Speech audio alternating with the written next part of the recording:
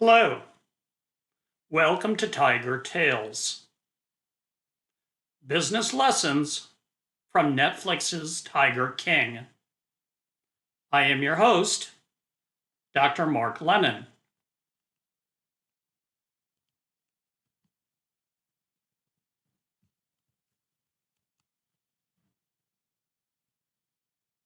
We will be reviewing short business lessons from this very popular Netflix series.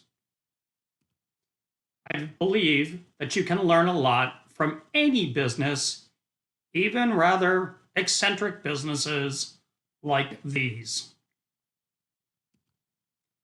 Legal disclaimer: the opinions expressed are my own and are based solely on watching the Netflix series. I have no insights whatsoever into any of the backstory about any of these individuals. I have no opinions regarding the potential murder victims in the series. I can tell you, though, as an animal lover and business professor, I do not know what disturbs me more: the mistreatment of these animals or the terrible business practices. I am convinced the tigers could run these zoos better. Let's get started. Today's topic: finance. How not to get a financial bailout. The case of GW Zoo and Jeff Lowe. Imagine, if you will, you're a fairly successful small business. You're running this roadside zoo and doing fairly brisk business. You're known in the community, etc. However, you have a problem, which leads to a lot of legal problems, which further leads to cash flow trouble. As a business, the GW Zoo was unable to pay off the debts that were incurred in the judgment made by Big Cat Rescue for intellectual property infringement. By the way, that will be the topic of a future video: intellectual property protection. So what do you do if you're running short of cash as a business? Well, as a small business owner, what you should do is resolve your legal issues as soon as possible. Lawyers are expensive. You're hemorrhaging money.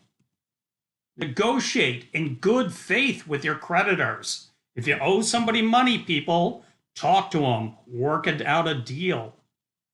If you go out of business, nobody gets anything.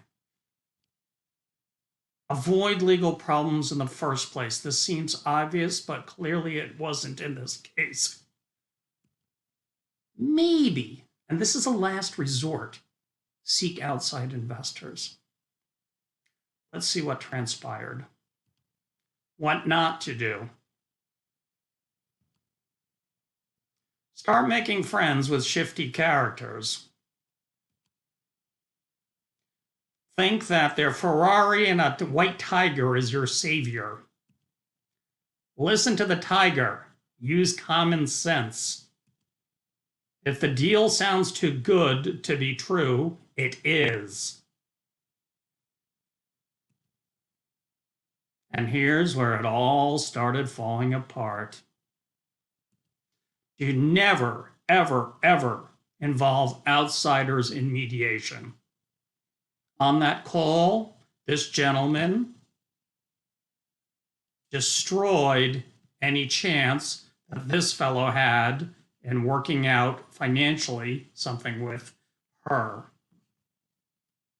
What happened next?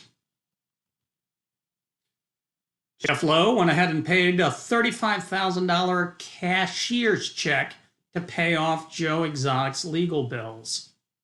For those of you who are not familiar, a cashier's check is something that's issued by a bank directly. The only way you can get one of these is to show that you actually have the funds. It's not like a personal check where you could write it, but it doesn't mean the money's good. It doesn't necessarily there.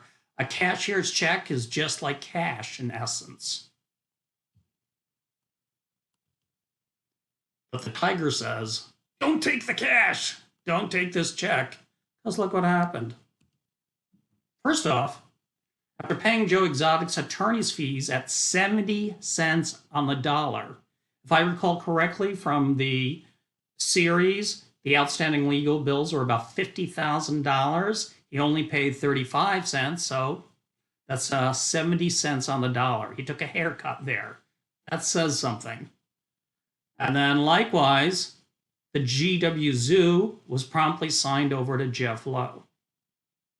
It was at this point in the story that we discovered things like Mr. Lowe has outstanding warrants in the city of Las Vegas for animal-related activities, illegal activities.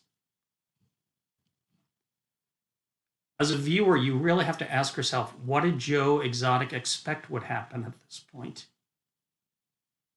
There is no honor amongst thieves. So be smart. Do due diligence. Diligence means you check the background of people you're doing business with. Just because an investor drives expensive cars, lives in expensive houses, does not mean they are solvent.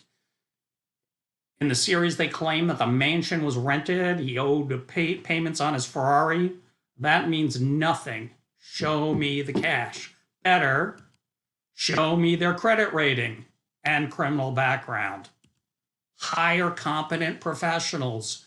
In situations like this, if you're looking for investors in your business, especially if you've worked so hard all these years to start it, get a good accountant and lawyer. Imperative. They will get copies of financial statements, tax returns, bank statements, professional references to make sure the investor is solid. And also, they'll draw up and sign your contract before taking money. This way, there'll be no questions later on who owes what, who owns what, who's in charge, etc. Even when you're desperate, guys, always, always, always, please take the time to get sound professional advice.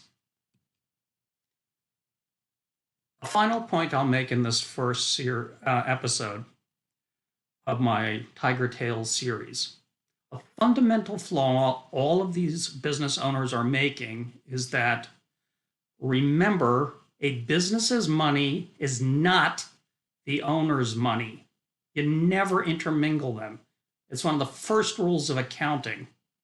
And you never intermingle them, especially when you're running for elected office.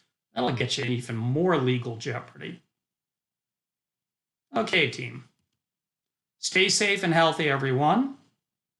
And if isolating in place is driving you crazy, just remember this: it could be worse. At least you aren't Joe Exotic's cellmate having to hear about Carole Baskin all day. Thanks for watching. Stay safe.